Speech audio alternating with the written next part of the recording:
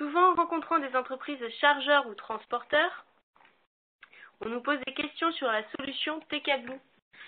Ces services et ces bénéfices, ces webinaires ont pour but justement de vous apporter des réponses ciblées sans prendre trop de votre temps.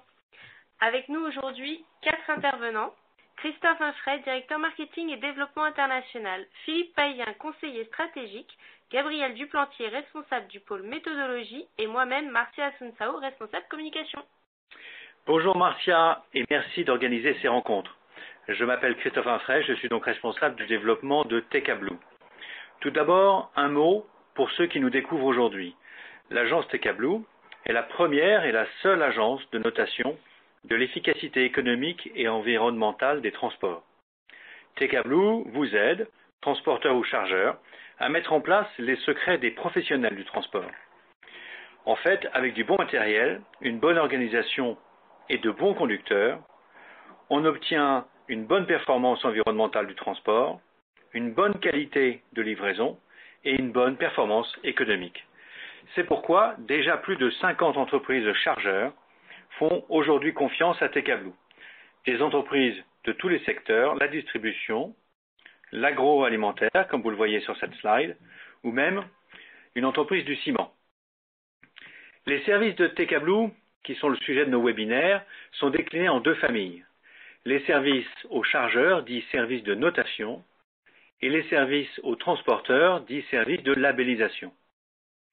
D'habitude, lors de ces webinaires, nous abordons l'un ou deux de ces services, tout d'abord à un haut niveau, de façon à permettre une initiation ou rafraîchir les esprits, puis dans un deuxième temps, nous approfondissons avec des sujets d'usage, des cas d'usage, de façon à vous aider à mettre en place ces services dans votre entreprise. Aujourd'hui, nous allons travailler de façon un petit peu différente avec un seul sujet. Un sujet que nous allons traiter d'abord sur l'aspect théorie, puis après que nous allons traiter sur l'aspect pratique.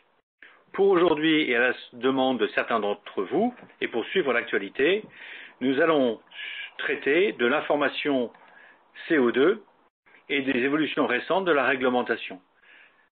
Ceci sera présenté par Gabriel. Les aspects pratiques et l'impact sur les entreprises, chargeurs et transporteurs, sera traité par Philippe. Merci Christophe. Donc je vous propose d'utiliser l'outil de chat en haut de la page pour poser vos questions au fur et à mesure de la présentation et nous y répondrons à la fin de chaque présentation. N'hésitez pas à indiquer votre nom et prénom au moment de la question. Donc on commence tout de suite avec Gabriel sur les évolutions récentes de l'information CO2. Bonjour à tous, donc je suis Gabrielle Duplantier, la responsable du pôle méthodologie chez TK Blue. Et je vais vous présenter donc l'information CO2 des prestations de transport et ses évolutions récentes. Alors, tout d'abord, un rapide rappel de la réglementation française, à la fois du point de vue des transporteurs et du point de vue des chargeurs. Tout d'abord, du côté du transporteur, donc d'après le décret numéro 2011-1336, donc à présent qui se nomme le numéro 2017-639, mais j'y reviendrai par la suite. Ce dernier a pour obligation d'informer ses émissions de CO2 sur chaque opération de transport. Donc les publics concernés par ce décret sont les personnes publiques ou privées organisant ou commercialisant une prestation de transport, donc notamment les entreprises de transport, les commissionnaires, etc.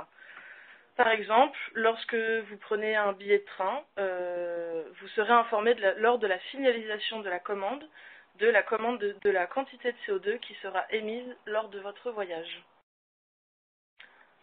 Ensuite, du côté du chargeur ou donneur d'ordre, on parle donc ici des entreprises de plus de 500 employés. Ces entreprises ont pour obligation de produire dans leur rapport RSE des informations sur les émissions de CO2 de leur activité.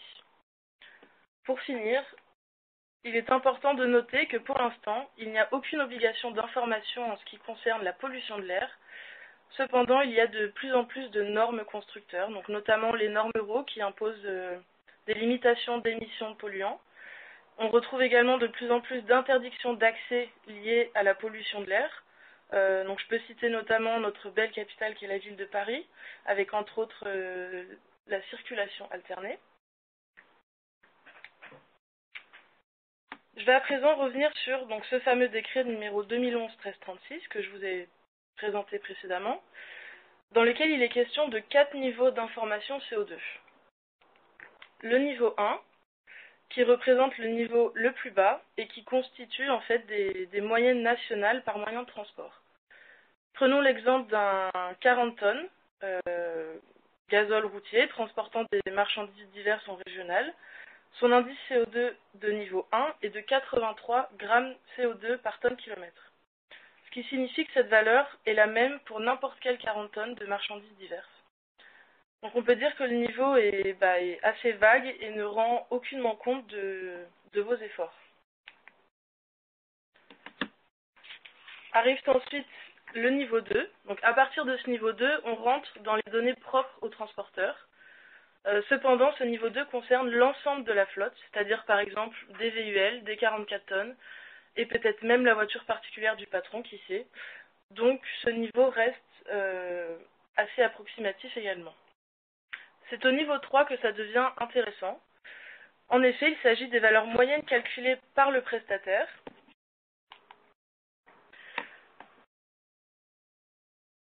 À partir d'une décomposition complète de son activité. Donc si je reprends l'exemple précédent d'une flotte composée de VUL et de 44 tonnes, eh bien cette fois-ci avec le niveau 3, le transporteur pourra obtenir un indice CO2 propre à ses VUL et un autre indice CO2 propre à ses 44 tonnes. Et enfin, le dernier niveau, donc le niveau 4, représente des valeurs calculées à chaque opération de transport. Donc ce niveau est encore très peu utilisé car compliqué, mais il le sera beaucoup plus utilisé dans quelques temps lorsque les technologies connectées, etc. le permettront. Alors je vais à présent définir ou redéfinir pour certains d'entre vous quelques termes qui me semblent importants et que l'on retrouve dans ce décret français. Alors premièrement, les GES, qu'est-ce que c'est? Alors GES, ça signifie gaz à effet de serre.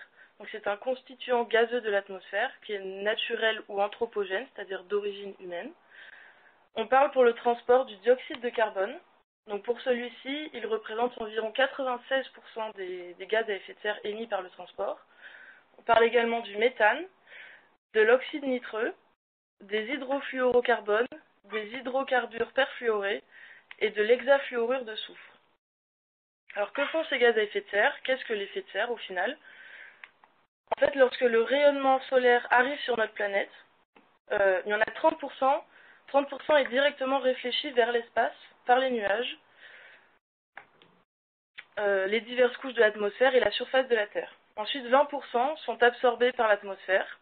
Et donc en fait, seulement 50% des rayons solaires atteignent le sol, la surface de la Terre. Puis, ces 50% sont finalement réémis vers l'espace sous forme de rayonnement infrarouge. Et ces gaz à effet de serre, donc, qui avaient laissé passer la lumière sans encombre au départ, ont par contre la propriété d'absorber une partie de ces infrarouges. Et ce faisant, ils en récupèrent l'énergie et chauffent. Donc tout comme la surface de la Terre, ils vont dissiper cette énergie en émettant eux aussi des infrarouges, dont une partie retourne vers le sol, la chauffant donc une deuxième fois. Excusez-moi. Donc la conséquence directe de l'effet de serre est donc une hausse de température de la surface de la Terre. Pour conclure donc sur cet effet de serre, donc les GES contribuent au réchauffement climatique. Donc les effets ne sont pas visibles à court terme, mais par contre les effets à long terme sont connus et même parfois irréversibles. Donc on parle de perte de rendement des cultures, de menaces pour la biodiversité, d'augmentation du niveau des océans, de désertification et encore plein d'autres choses.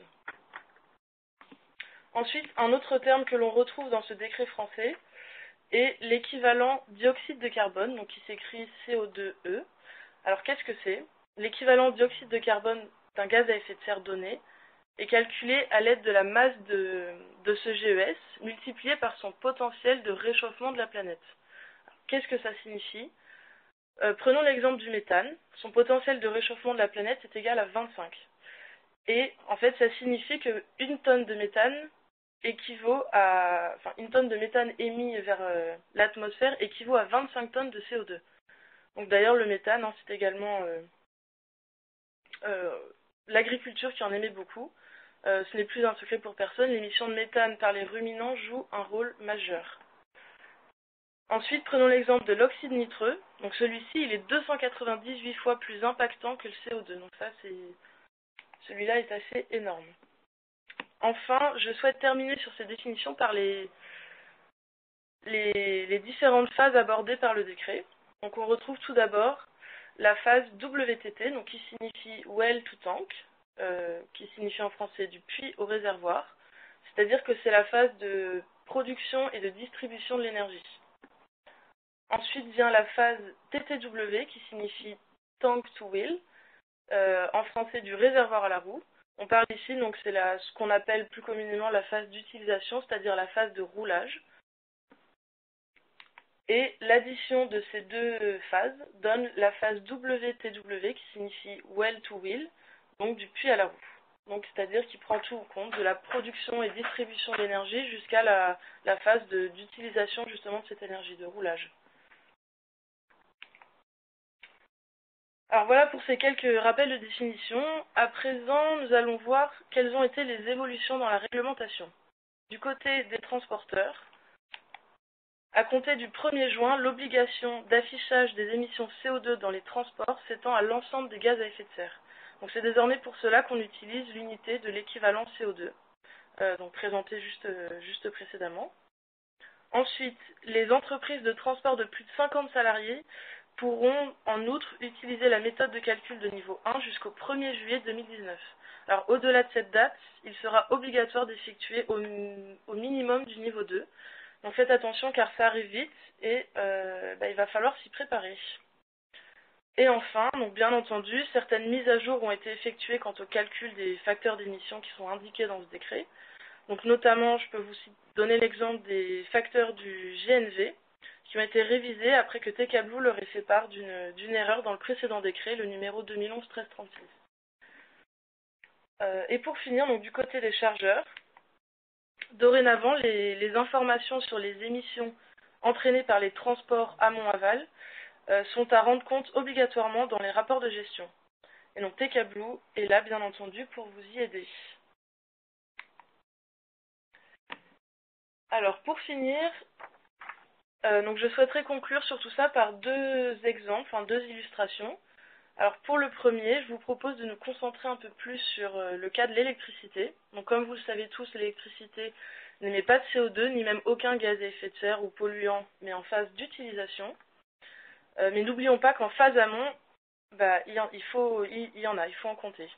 Par exemple, le décret français indique un facteur d'émission WTT pour la France de 0,048 kg de CO2 équivalent par kWh et un facteur de 0,42 kg CO2 équivalent par kWh pour l'Europe.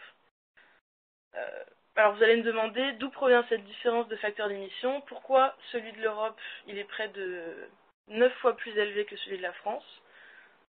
Ça tout simplement ça provient des différences sur les mix énergétiques, puisque la France a un mix majoritairement nucléaire alors que sur l'ensemble des pays européens c'est l'énergie fossile qui est prépondérante. Voilà pour le premier exemple. Ensuite, le deuxième exemple, je souhaiterais vous montrer une comparaison entre du niveau 1 et du niveau 3. Donc prenons l'exemple comme tout à l'heure, de l'ensemble articulé 44 tonnes, donc marchandises diverses en gazole routier. Si vous faites le choix de faire du niveau 1, votre indice GES, votre indice GES sera de 85,45 g de CO2 équivalent par tonne kilomètre. Alors, juste pour info, je rappelle qu'avant cette mise à jour du décret, cette valeur, qui était un indice CO2, était de 83 g de CO2 équivalent par tonne kilomètre. Donc effectivement, là on passe au GES, donc la valeur augmente un petit peu, puisqu'on tient compte de plus de gaz à effet de serre. Donc ce 85,45, c'est la même valeur quel que soit l'ensemble articulé 44 tonnes, et il se base sur un tonnage moyen transporté de 12,5 tonnes, donc qui tient compte du taux de remplissage et du taux de trajet à vide. Maintenant, si vous faites le choix d'effectuer du niveau 3, vous renseignez par exemple un tonnage moyen transporté de 15 tonnes, vous allez obtenir un indice de niveau 3 de 71 g de CO2 équivalent par tonne kilomètre, donc ce qui est bien meilleur que celui de niveau 1. Voilà, tout ça pour vous montrer qu'il est important d'aller vers le niveau 3. C'est le seul indice qui tiendra vraiment compte de vos performances réelles et des efforts que vous essayez de faire. Merci Gabriel pour cette présentation. Donc on va tout de suite voir les questions qu'on a. Marcia, je crois que nous avons un visiteur aujourd'hui dans les bureaux Oui. et qui écoute le webinaire en live et qui a une question à nous poser. Oui, bonjour. Donc moi je m'appelle Riyad Chirissi et donc ma première question c'était de savoir si savoir selon les différents types de transporteurs, la réglementation est-elle la même? Bonjour Riyad. Alors oui, effectivement, la réglementation s'applique à tout le monde, petites ou grandes entreprises et dans tous les modes de transport, donc aussi bien dans l'aérien, dans le fluvial, dans le routier, voilà, ça s'applique à tout le monde, à tout type de transporteur. Merci. Une question qui nous arrive par chat. Il va y avoir est-ce qu'il y a une différence entre les normes et les calculs européens et français maintenant, puisqu'il y a un décret français, et comment TKBlue peut retraiter, la personne demande, nos chiffres, c'est-à-dire les chiffres d'un chargeur qui confie ses calculs à TKBlue? Alors, avec l'évolution justement de ce décret français, donc je rappelle, maintenant c'est le numéro 2017-639, qui s'étend donc à l'ensemble des GES. Effectivement, ce décret tend à s'aligner justement vers la norme européenne EN 16258. Ensuite, TKBlue propose à ses clients des indices, d'évaluer les émissions de GES selon ces deux normes, le décret et la norme européenne. Voilà, donc on fournit un indice GES conforme au décret français et les deux indices GES conformes à la norme européenne. D'accord, donc en pratique, si une société par exemple est franco-allemande, avec TKBlue, elle pourra sortir les indices français conformes au décret français pour ses obligations françaises, et la société sœur allemande pourra sortir des chiffres en Allemagne compatibles avec les normes allemandes. Compatibles avec les normes européennes, oui, voilà, tout à fait. Okay. Merci Gabriel. D'autres questions sur le chat? Oui, il y a une question sur la cohérence dans le temps. C'est-à-dire qu'entre les chiffres 2016 et les chiffres 2017, puis je crois que tu as dit que ça s'arrêtait ou ça changeait au 1er juillet. Alors comment on va gérer dans le temps les cohérences de chiffres? Alors, effectivement, donc le nouveau décret, là, il a été appliqué à partir du 1er juin 2017. Et TKBlue a fait le choix de recalculer toutes les émissions qui précédaient donc le 1er juin 2017 pour le mettre justement en conformité avec cette nouvelle réglementation. C'est-à-dire que sur toute l'année 2017 et même les 2 années précédentes, 2015 et 2016, vous pourrez avoir accès à vos émissions de GES et plus que CO2. D'accord. Donc ça donne une cohérence dans le temps. Donc voilà, on a cherché à comparer année après année avec la même formule de calcul maintenant. Effectivement, c'est exactement ce qu'on a souhaité proposer à nos clients. Bien, merci. Donc si on n'a plus de questions sur le chat, qui je le rappelle est disponible en haut dans la petite icône, la bulle. Voilà. Donc on va passer tout de suite maintenant à la vue pratique avec Philippe. Oui, bonjour. Bonjour à tous. Merci Marcia. En pratique, cette réglementation, je suis transporteur, je suis chargeur, comment faire et elle sert à quoi? Alors, d'abord, elle sert à quoi? Vous allez me dire, encore une réglementation de plus. Je voudrais bien souligner au départ, il ne faut pas qu'elle soit un exercice bureaucratique. Elle est bien sûr le reflet d'une préoccupation planétaire, mais sur le réchauffement climatique, mais elle est aussi une source de progrès si elle est bien appliquée. Surtout quand on sait que dans le transport, l'énergie est un des principaux postes de dépense et que CO2 égale énergie. Alors, en pratique, que dois-je changer avec cette nouvelle réglementation? Pour les transporteurs, c'est très simple.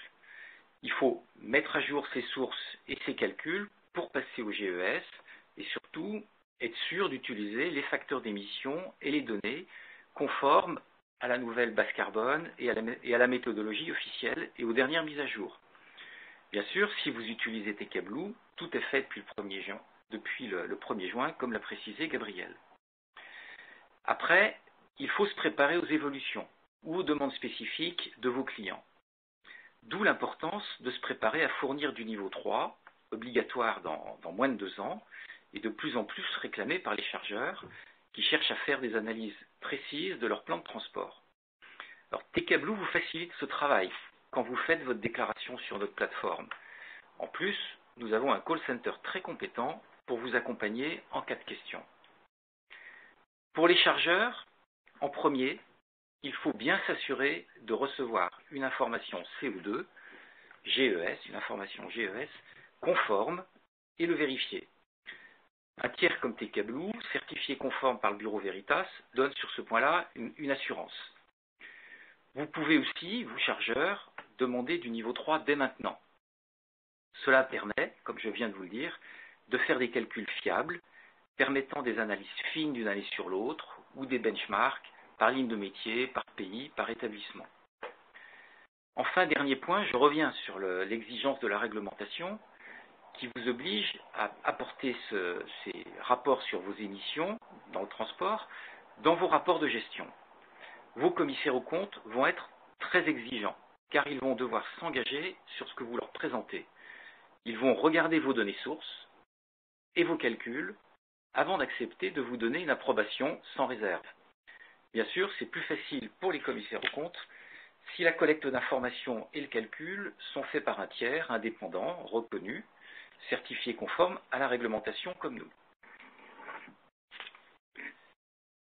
Je vous disais qu'il ne faut pas se concentrer seulement sur la réglementation, que c'est utile pour chacun de vous. Alors pourquoi, au-delà du respect de cette réglementation, faire de l'info CO2 ou du reporting CO2? Sur le plan des transporteurs, CO2 égale énergie. Donc tout progrès dans ce domaine est une preuve de prix sérieux, sans dumping et d'investissement sur le futur. En plus, il faut se préparer, il y aura toujours plus de taxes, le prix du fioul va forcément remonter un jour, etc. C'est donc important, vis-à-vis de vos clients, de faire connaître vos efforts,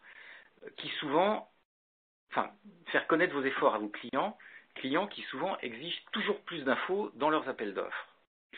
Par ailleurs, pouvoir leur fournir des infos CO2 de niveau 3 dès aujourd'hui peut être différenciant dans ces appels d'offres. Idem, si vous leur précisez que les informations sont émises avec l'aide d'un tiers comme TKBlue. Troisièmement, en interne, bien comprendre l'impact de vos projets sur le CO2 ou la pollution de l'air. Quand je parle de projets, c'est surtout des investissements dans des nouveaux véhicules, des nouvelles énergies ou des formations. C'est important de bien connaître ces impacts pour analyser leur rentabilité, pas seulement financièrement, mais aussi sur le plan opérationnel, commercial ou environnemental. Au niveau des chargeurs, ce que vous pouvez faire, c'est exiger des informations dans vos appels d'offres, comme notre labellisation TKT ou du CO2, des indicateurs CO2 de niveau 3. Exiger ces informations vous permet de trier sur un plan qualité votre base de fournisseurs transport et partant de l'améliorer. Cela permet de réduire le dumping, mais surtout de retenir ceux qui sont en ligne avec les objectifs de qualité ou les objectifs environnementaux que vous vous fixez. Mieux, en partageant les indicateurs TKBlue entre vous chargeurs et vos transporteurs, cela permet d'identifier de façon collaborative des objectifs de progrès, d'en simuler les impacts, bref, de les piloter. Enfin, tous ces indicateurs vous permettent aussi de mesurer, de benchmarker vos plans de transport et tous vos flux pour trouver des voies d'amélioration. Un exemple de service qu'on vous met à disposition sur notre plateforme, c'est le comparateur de performance pour étudier différentes options de transport, que ce soit de mode, d'énergie, de type de véhicule ou de performance. Quelques exemples concrets à court ou moyen terme d'actions de progrès pour un transporteur ou pour un chargeur à discuter dans une relation collaborative entre chargeur et transporteur. Alors d'abord, il y a des gains immédiats qu'il faut absolument regarder et que j'imagine beaucoup d'entre vous font. L'intensification de la formation ou la gestion plus fine de l'éco-conduite, mieux entretenir, mieux suivre la pression de ses pneus, introduire des huiles basse consommation. Vous voyez qu'à chaque fois, vous pouvez gagner jusqu'à 3% de gain.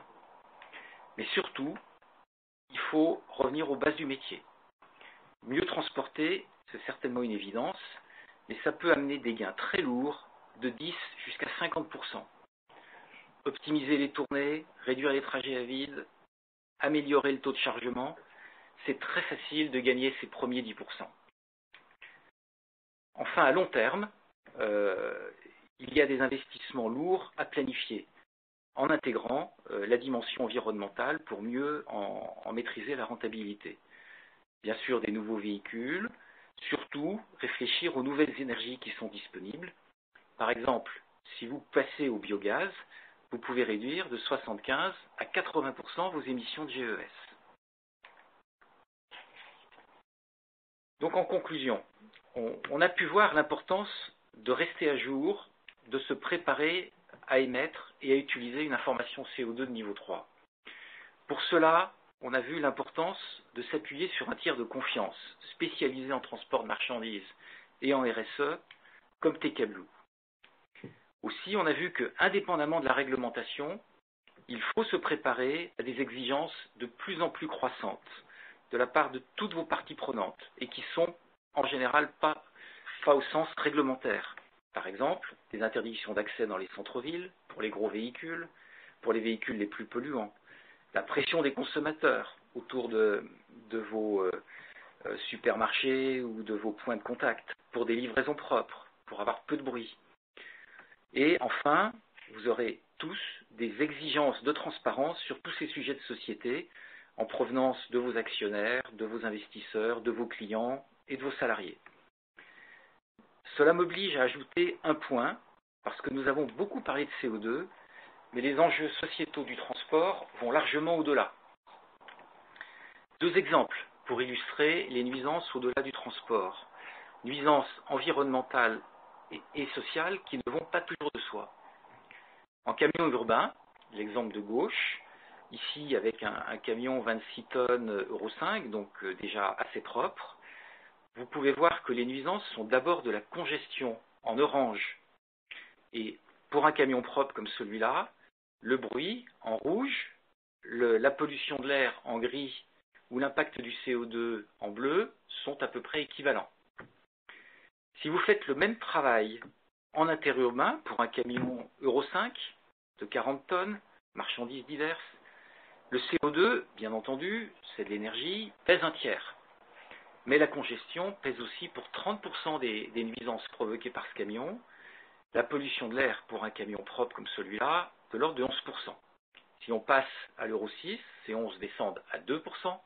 Si on revenait à un Euro 4, on est plutôt 5 fois plus gros. Voilà, nous en parlerons bien sûr plus en détail dans d'autres webinars dans le futur. Merci Philippe. Christophe, je vois qu'on a une question sur le chat. Oui, une question que je vais lire de la part de Spectateur 26. Alors, je n'ai pas le nom, mais je crois que cette personne est probablement un chargeur. Et elle nous dit, faut-il que l'outil de calcul soit réglementé ou certifié?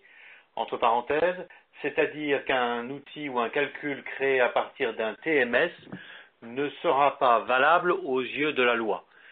Bon, c'est vrai qu'il y a des outils TMS qui donnent des premiers calculs, je dirais une première estimation. Où est-ce qu'on en est maintenant vis-à-vis de la nouvelle réglementation?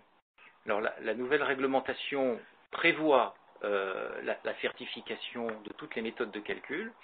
Le jour où un transporteur ou un logisticien peut faire ses calculs par lui-même, et la législation prévoit qu'il soit certifié. Mais pour l'instant, elle n'a pas défini les conditions de cette certification. Maintenant, un client, donneur d'ordre, chargeur, qui reçoit des calculs, c'est toujours délicat de s'appuyer sur des outils d'auto-évaluation, souvent rudimentaires, qui peuvent être faits par certains. C'est sûr que avoir une preuve de la conformité de ces calculs dès aujourd'hui à la réglementation, sans attendre que les conditions de cette conformité aient été parfaitement détaillées par la loi, cette preuve est importante. Et TK Blue est allé chercher cette preuve auprès du Bureau Veritas qui a vérifié l'ensemble des éléments concourant au calcul, les sources, la méthodologie de calcul et les informations qui sont restituées auprès du client. D'accord, merci Philippe. Sur cet aspect donc de certification de l'outil qui est très important. Nous avons une deuxième question sur le niveau 3 dont tu parlais. Tu nous disais que c'est un niveau de finesse, de détail qui est important au moins de viser. Combien de transporteurs aujourd'hui dans l'écosystème de TK Blue sont labellisés en niveau 3? Donc nous, on a au total 95 000 camions qui sont labellisés. Ce qui est intéressant, c'est qu'il y en a une grande part, 75 000, qui sont des tracteurs de 40 tonnes. Et ça, si vous regardez la population, ça fait à peu près un camion sur 4 qui est labellisé niveau 3 par nous. Et donc il fournit de l'information. Qui fournit une information très précise. Très précise. Donc sur ce plan-là, on a une forte part de marché, effectivement. Merci Philippe. Une autre question. Tu parlais de valeur au début et qu'il ne fallait pas regarder la réglementation juste comme un bâton, une punition. Mais quand même, quelles sont les sanctions de ne pas respecter la réglementation? Alors, c'est vrai que les décrets cités par Gabriel ne prévoient pas de sanctions pour les transporteurs qui n'en fournissent pas. C'est certainement regrettable. Maintenant, c'est l'exigence de leurs clients qui est la sanction, s'ils perdent leurs clients. Du côté du reporting RSE des grands groupes, les préfets sont tenus de vérifier le contenu des rapports RSE, enfin, a été tenu, et dès aujourd'hui, les commissaires aux comptes doivent vérifier tout ça. Donc, des réserves du commissaire aux comptes, c'est une forme de sanction importante. Maintenant, ça me fait ajouter un point. Il y a une sanction, elle, qui est pénale, qui est très forte, sur laquelle on intervient aussi, on peut vous aider. Un chargeur doit impérativement vérifier le respect de tout ce que doit payer un transporteur sur le plan fiscal ou social aux URSSAF, et aussi toutes les lois sur le travail détaché ou les travailleurs étrangers. Et ça, c'est un risque pénal pour le dirigeant. Et là-dessus, nous avons dans notre bibliothèque d'outils, des outils sur lesquels nous reviendrons peut-être un jour, qui peuvent donner les outils aux chargeurs pour vérifier et enlever ce risque pénal. Ça s'appelle T4OS. Merci Philippe. Sur ces sanctions, qui sont donc principalement au niveau du chargeur plutôt que sur le transporteur, on a une question énigmatique. Et si on passait sur une flotte électrique en livraison urbaine? Gabriel, est-ce que si on convertissait une flotte sur des véhicules électriques, ça résoudrait ce problème une fois pour toutes et je dirais que les émissions seraient nulles? Alors effectivement, si on passe à l'électrique, donc on l'a vu tout à l'heure, on n'aura pas d'émissions en phase d'utilisation de gaz à effet de serre et de polluants. Par contre, il ne faut pas oublier que pour notre externalité pollution de l'air, on considère également les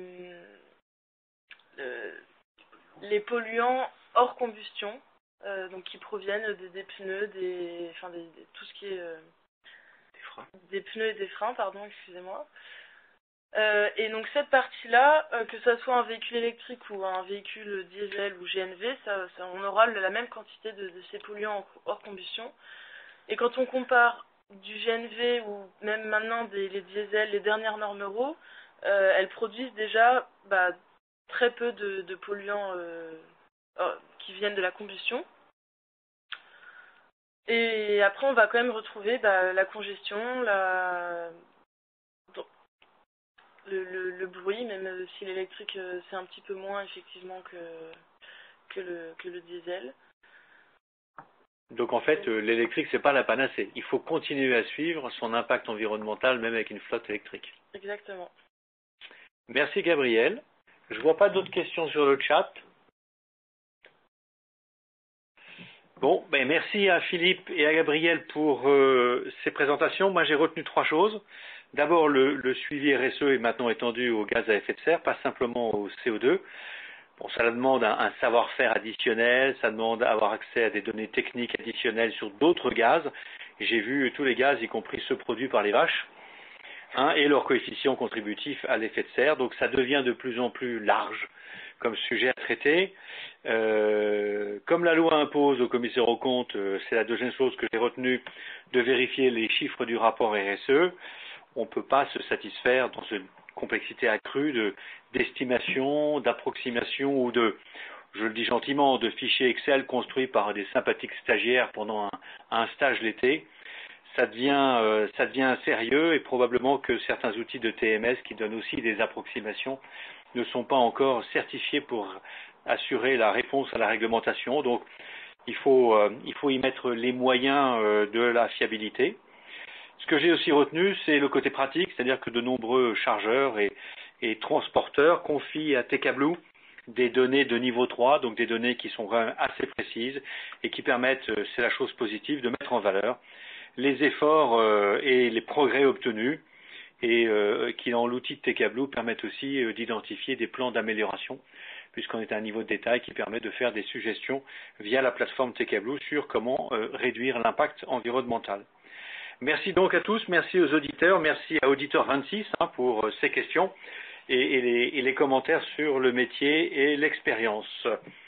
Avant de nous quitter, Marcia, je crois que tu as eu une invitation à nous transmettre.